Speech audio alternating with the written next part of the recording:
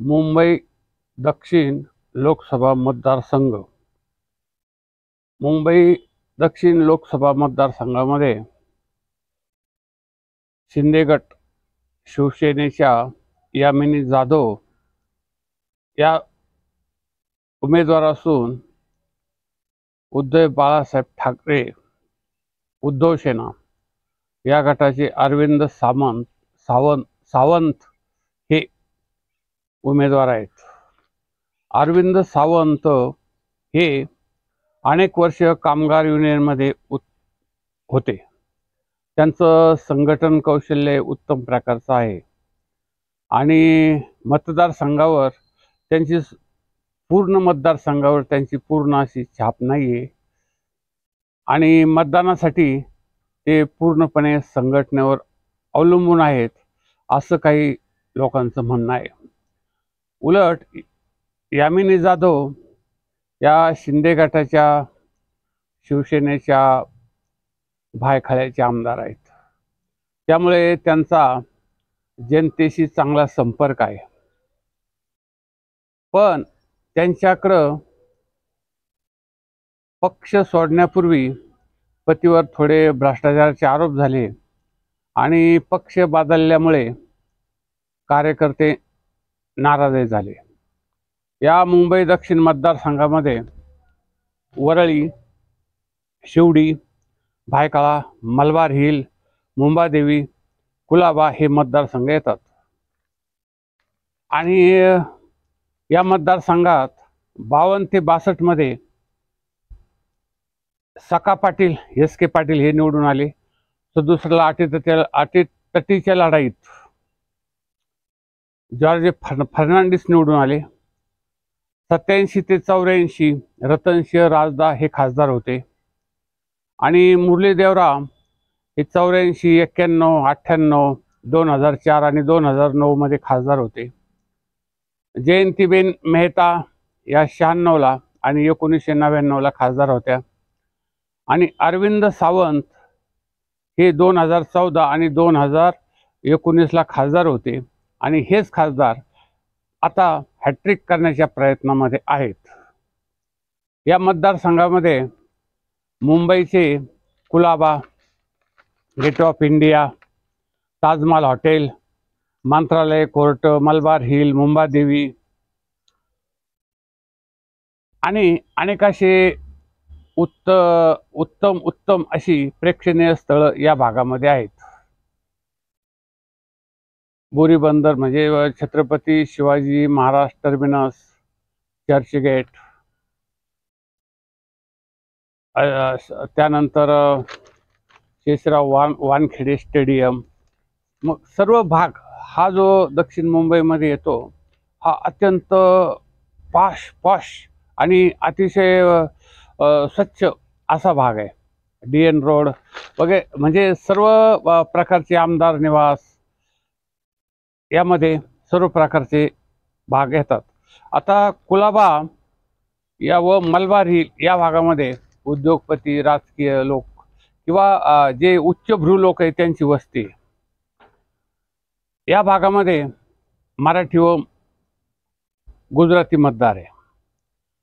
उमरखाडी, भायखळा, नागपाडा या परिसरामध्ये मुस्लिम वस्ती जास्त आहे आणि या मतदारसंघाची जर रचना बघायची गेली तर गुजराती, मराठी, मुस्लिम, मागासवर्गीय मतदार अशी एक रचना आहे। आता या मतदारसंघामध्ये सर्वात जास्त महत्त्वाच्या समस्या म्हणजे दाटीवाटीची लोकवस्ती आहे येथे, म्हणजे अरुंद रस्ते। वरळी, परळ, उमरखाडी, नागपाडा, गिरगाव, चिरा बाजार या भागात उपकर प्राप्त इमारती आणि मोडकळीस आलेल्या इमारती किंवा जीर्ण झालेल्या इमारतीचा प्रश्न आहे। अरुंद गल्ल्या आणि त्यामुळं नीट गटार व्यवस्था नाही, गलिच्छ परिसर।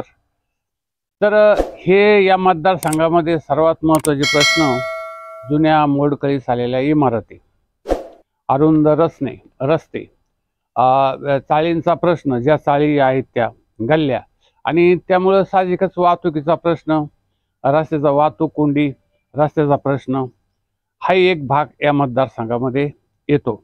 आता येथे मेट्रो, मोनो व कोस्टल रोडच्या कामामुळेही नागरिक त्रस्त आहेत, म्हणजे ही आजची परिस्थिती। आता यामधून जे खासदार निवडून द्यायचा, तर त्यांना या समस्या सोडवण्यासाठी अतिशय महत्त्वाचं काम करावं लागणार आहे। अर्थात खासदार निधीतून हे कामं करता येतील, नाही असं नाही आहे, पण त्यांना आमदार, खासदार, महापालिकेचे महापौर किंवा महापालिकेचे जे नगरसेवक असतील यांची मदत लागणार आहे।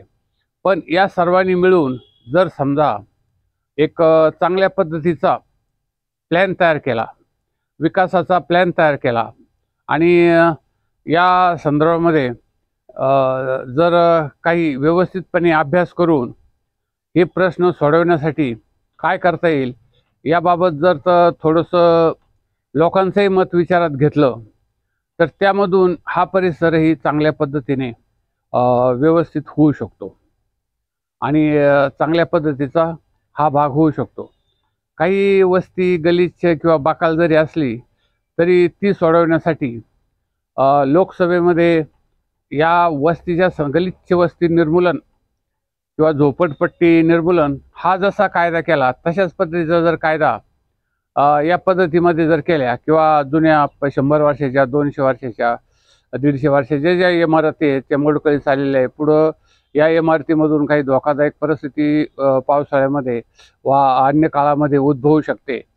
अशा परिस्थितीमध्ये या इमारतींना काही प्रकारचं जर समजा आपण सहकार्य करून त्या जुन्या मालकांना नवीन इमारती बांधण्यासाठी काही प्रयत्न केले किंवा त्यांना काही अनुदान दिलं किंवा त्यांच्या संदर्भामध्ये त्यांच्या हिताचे कायदे केले, तरी हा प्रश्न सुटू शकतो।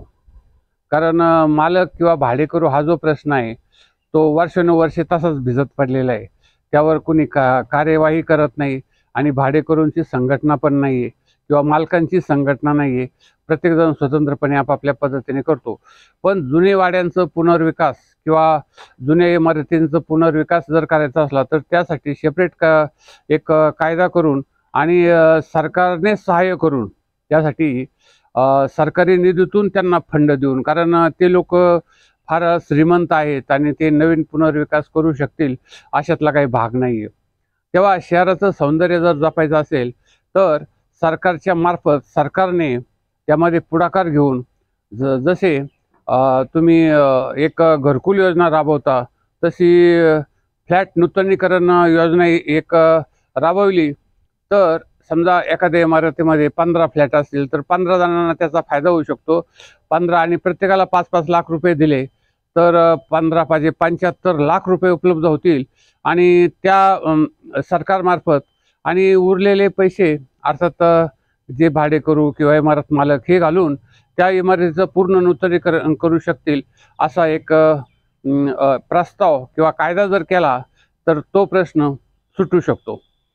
कारण हा प्रश्न संपूर्ण मुंबईचाच आहे अशातला भाग नाही, दक्षिण मुंबईचाच आहे अशातला भाग नाही, तर हा बऱ्याच ठिकाणी हा प्रश्न विविध शहरामध्ये पण अद्यापपर्यंत आहे आणि त्यावर कायदा करणं अत्यंत गरजेचं आहे।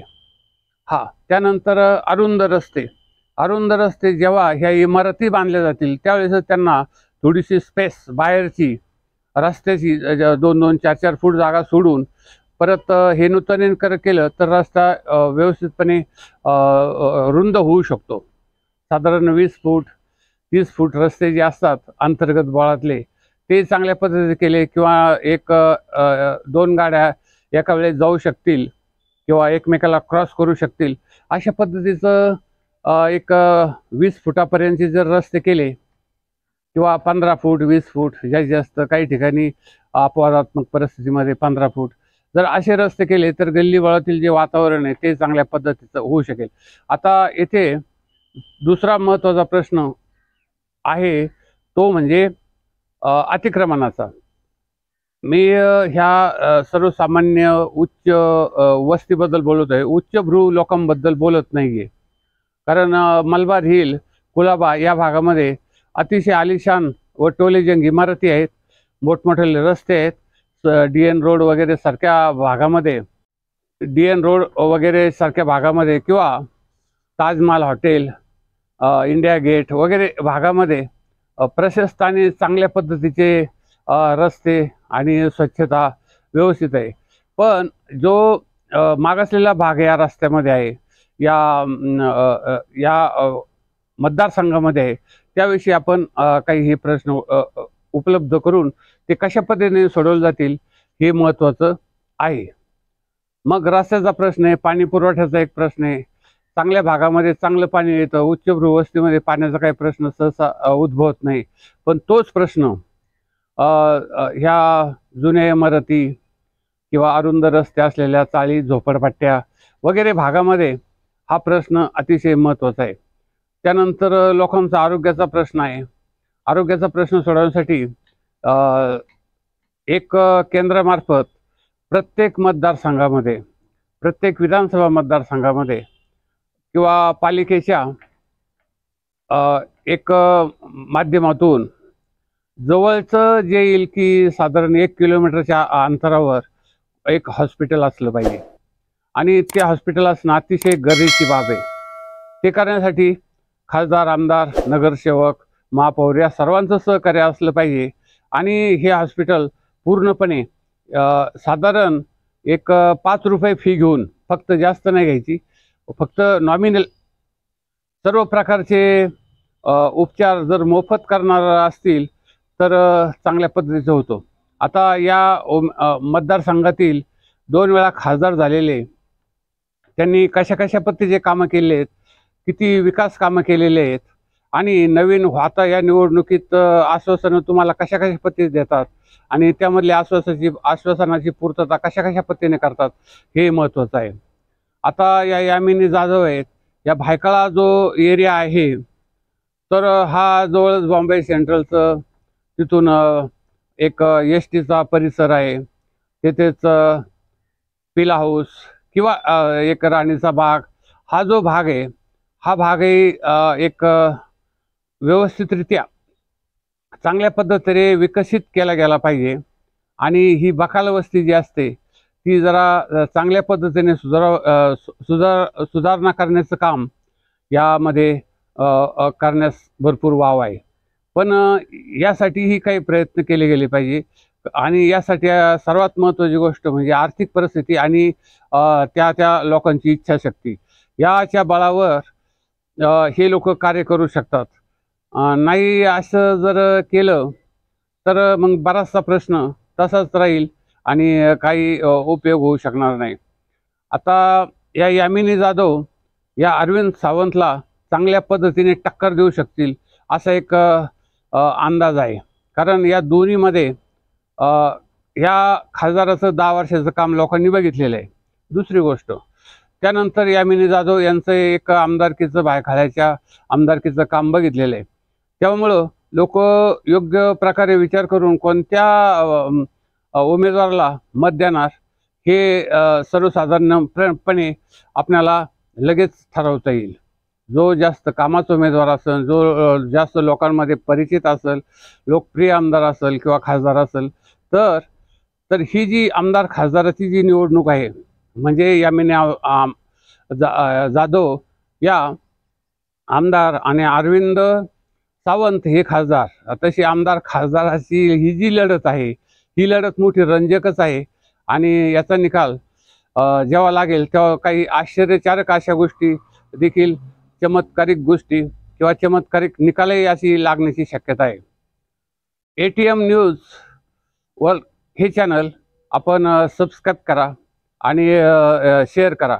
आम्ही सर्वत्र या नागपूरपासून कोल्हापूर, मुंबई किंवा मराठी भाषिक जो प्रदेश असेल, मुंबई, मध्य प्रदेश किंवा इतर सर्व भागामध्ये आम्ही याचा प्रसार करत आहोत, पूर्ण भारतामध्ये.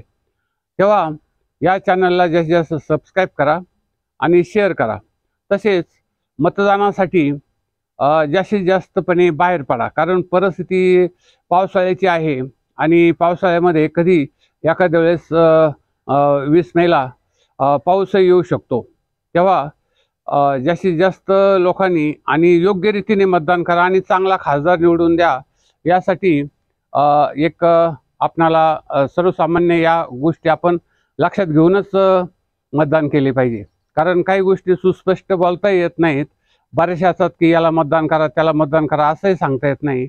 आता फक्त एकच गोष्ट सांगता येते की तुम्ही सद्बुद्धीने मतदान करा।